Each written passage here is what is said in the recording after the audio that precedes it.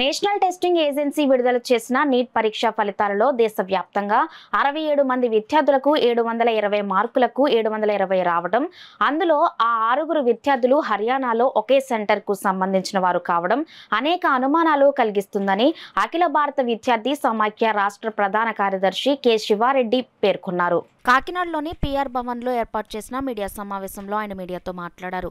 తక్షణమే national testing agency విడుదల చేసిన నీట్ పరీక్ష ఫలితాలపై కేంద్ర ప్రభుత్వం స్పందించి నీట్ పరీక్ష వ్రాసిన విద్యార్థులకు న్యాయం చేయాలని ఆయన డిమాండ్ చేశారు. ఈ సమావేశంలో ఏఐఎస్ఎఫ్ ఉమ్మడి తూర్పుగోదావరి జిల్లా అధ్యక్ష కార్యదర్శులు గండి రవి, చింతలపూడి సునీల్, జిల్లా నాయకులు వెంకట్, మోహన్, దుర్గా, రవితేజ తదితరులు పాల్గొన్నారు.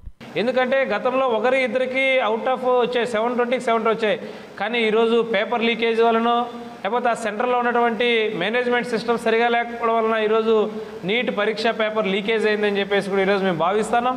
అందుకోసమనే గత వారం రోజులుగా కూడా దేశవ్యాప్తంగా విద్యార్థి సంఘాలు, ప్రతిపక్ష పార్టీలు అన్నీ కూడా నేషనల్ టెస్టింగ్ ఏజెన్సీ వారిని అడుగుతూ ఉంటే కూడా ఏమాత్రం కూడా ఈరోజు కుంటు తడుపు చర్యగా నిన్న కమిటీ ఒకటి వేశారు. ఈరోజు అటువంటి కమిటీలు కాదు, ఈరోజు ఏఐఎస్ఎఫ్గా డిమాండ్ చేస్తున్నాం.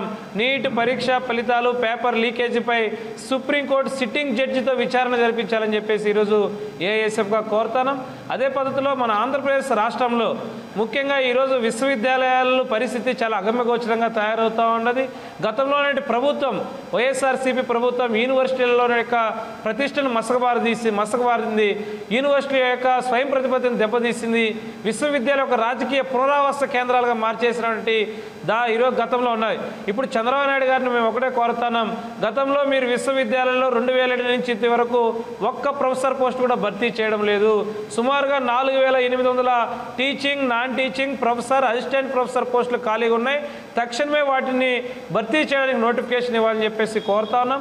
అదే పద్ధతిలో విశ్వవిద్యాలయ వైస్ ఛాన్సలర్లు, ముఖ్యంగా మీరందరూ కూడా చూశారు, ఆంధ్ర యూనివర్సిటీ వైస్ ఛాన్సలర్ కానీ లేకపోతే నాగార్జున యూనివర్సిటీ వైస్ ఛాన్సలర్ కానీ ఈరోజు యూనివర్సిటీలో కార్యకలాపాలు కానీ, విద్యార్థుల సంక్షేమం కానీ, లేకపోతే యూనివర్సిటీలో పరిశోధనలకి కావాల్సిన నిధులు ఏర్పాటు చేయడం కానీ వీటన్నిటిని కూడా పూర్తిగా గాలికి వదిలేసి వారి యొక్క స్వార్థ ప్రయోజనాల కోసం, వ్యక్తిగత ప్రయోజనాల కోసం వైఎస్ఆర్సీపీకి అనుకూలంగా ఈరోజు పునరావాస కేంద్రాలుగా వాళ్ళు ఏర్పాటు చేశారు.